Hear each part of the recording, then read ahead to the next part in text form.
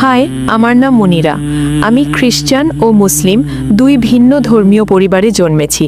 আমার মা ছিলেন খ্রিস্টান এবং আমার বাবা মুসলিম, কিন্তু যখন আমার ইসলাম শেখার প্রয়োজন ছিল তখন বাবা আমার কাছে ছিলেন না। তাই আমার মা আমাকে খ্রিস্টান বানিয়েছেন। তিনি আমাকে যা পারতেন শিখিয়েছেন, কিন্তু আমি এখনও জানি না কি বেছে নেব।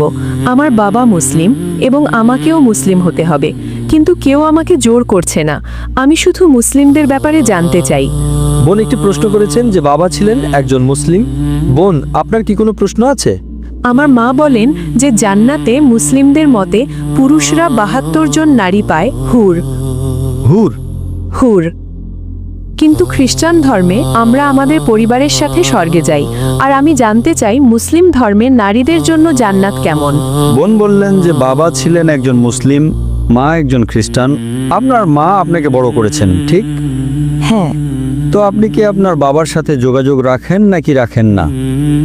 বাবার সাথে যোগাযোগ রাখেন নাকি রাখেন না? আমার মা। তার মানে আপনি আপনার মায়ের সাথে থাকেন, বাবার সাথে নয়? না। বোন বললেন যে বাবা ছিলেন একজন মুসলিম, মা একজন খ্রিস্টান, কিন্তু মা তাকে বড় করেছেন, তিনি মায়ের সাথে বেশি থাকেন এবং মা তাকে খ্রিস্টান বানিয়েছেন। তাই এখন তিনি বিভ্রান্ত। মা বলেছেন যে মুসলিমরা জান্নাতে গেলে তারা ৭২ জন হুর পায়, পুরুষরা ৭২ জন নারী পায়। নারীরা কি পাবে? হ্যাঁ।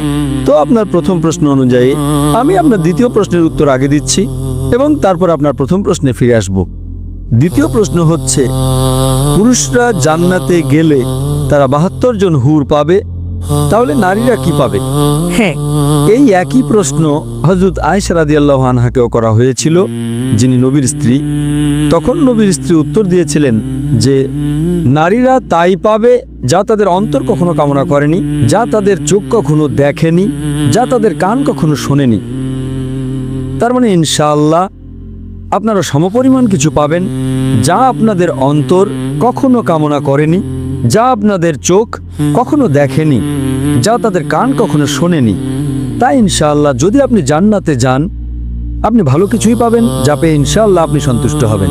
কিন্তু প্রশ্ন হলো, সবার আগে আপনাকে জান্নাতে প্রবেশ করতে হবে।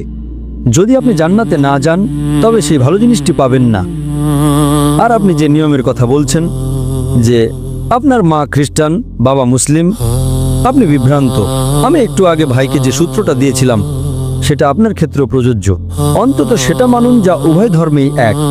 উভয় ধর্মগ্রন্থ কোরআন এবং বাইবেলে যা কমন, অন্তত সেটা মেনে চলুন। বাইবেলের কোথাও বলা নেই যে যিশু ঈশ্বর। বোন, আপনি কি বিশ্বাস করেন যিশু ঈশ্বর? না। খুব ভালো, কারণ বাইবেলের কোথাও বলা নেই, সম্পূর্ণ বাইবেলে একটিও পরিষ্কার বাক্য নেই যেখানে যীশু খ্রিস্ট আলাইহিস সালাম নিজে বলেছেন যে আমি ঈশ্বর বা আমার উপাসনা করো। আমরা বিশ্বাস করি ইসলাম হলো একমাত্র অখ্রিস্টান ধর্ম যা যীশু খ্রিস্ট আলাইহিস সালামের উপর বিশ্বাস করাকে ঈমানের অঙ্গ মনে করে। তাই আপনাকে যীশু খ্রিস্ট আলাইহিস সালামে বিশ্বাস করতে হবে, কিন্তু আমরা বিশ্বাস করি তিনি ছিলেন ঈশ্বরের অন্যতম শক্তিশালী একজন রাসূল। বাইবেল বলে ঈশ্বর এক।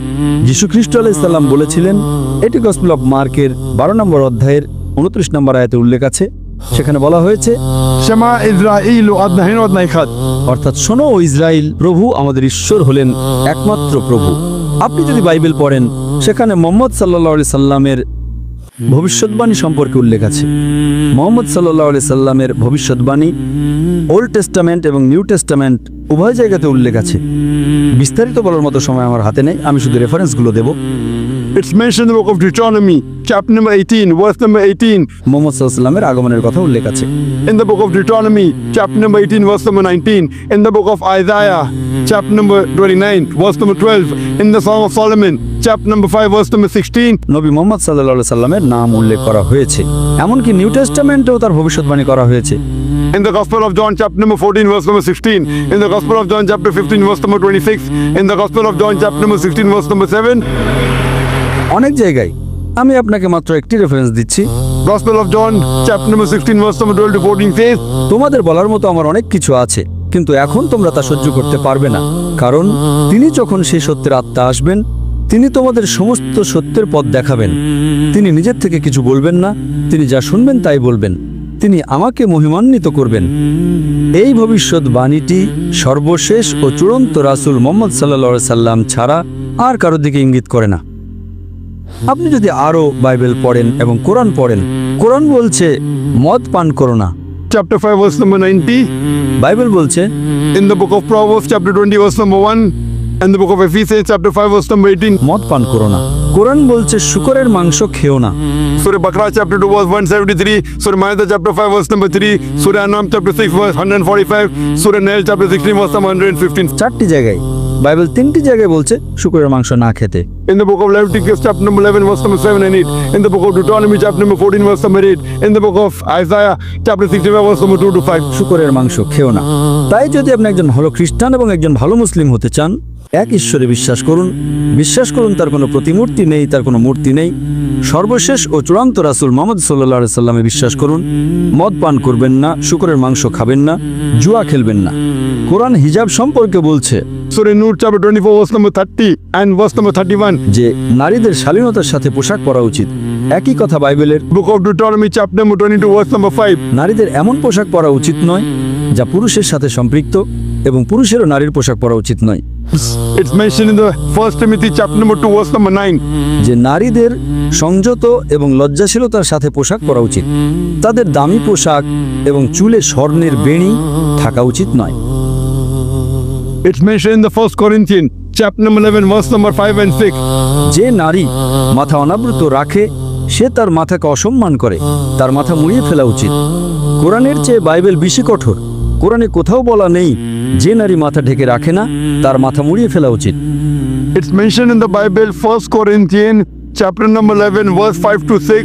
যে নারী প্রভুর কাছে প্রার্থনা করে এবং তার মাথা ঢেকে রাখে না তার মাথা মুড়িয়ে ফেলা উচিত। তাই যদি আপনি একজন ভালো খ্রিস্টান এবং একজন ভালো মুসলিম হতে চান, হিজাব পরুন। আপনি যদি মাদার মেরির ছবি দেখে থাকেন, আপনি কি মা মারিয়ামের ছবি দেখেছেন?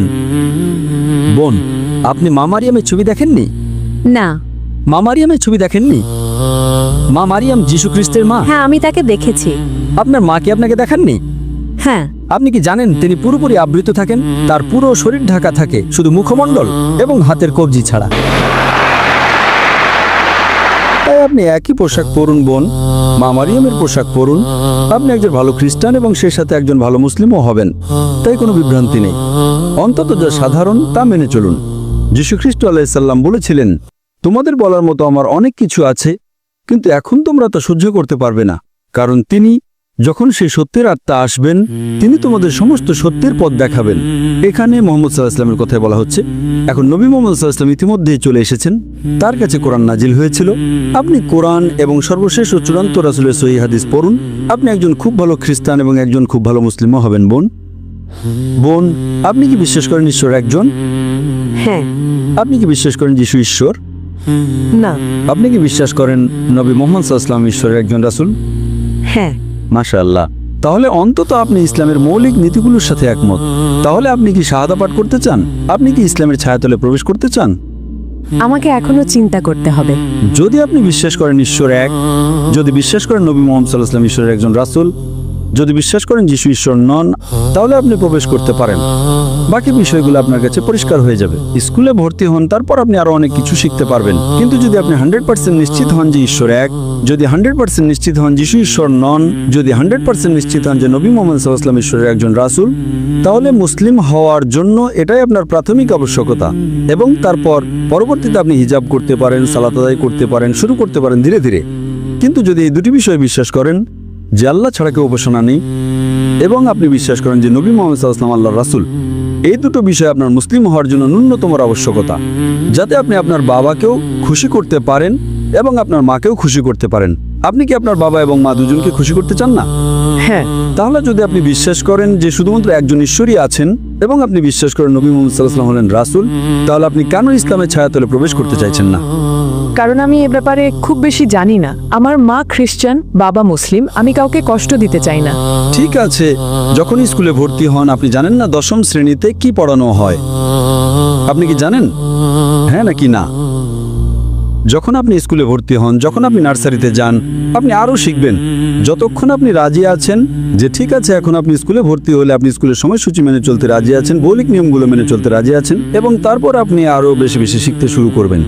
তো এখানে যদি আপনি মৌলিক নিয়মগুলোর সাথে একমত হন যে ঈশ্বর এক, যিশু ঈশ্বর নন, তিনি ঈশ্বরের একজন রাসূল, এবং নবী মুহাম্মদ সাল্লাল্লাহু আলাইহি ওয়াসাল্লাম ঈশ্বরের একজন রাসূল, এগুলো হলো প্রাথমিক আবশ্যকতা। পরবর্তীতে আপনি যত বেশি বেশি জ্ঞান অর্জন করতে থাকবেন, আপনার আমল বাড়তে থাকবে, আপনি একজন ভালো খ্রিস্টান এবং সেই সাথে একজন ভালো মুসলিমও হবেন বোন। এতে সময় লাগবে, কিন্তু মৌলিক বিষয়গুলো যদি আপনি ভালো করে জানেন, আমি মনে করি আপনার দলে প্রবেশ করা উচিত, এবং তারপর আল্লাহ আপনাকে আরও মেনে চলতে সাহায্য করবেন। বোন, আপনি কি ইসলাম গ্রহণ করতে চান? এখন না।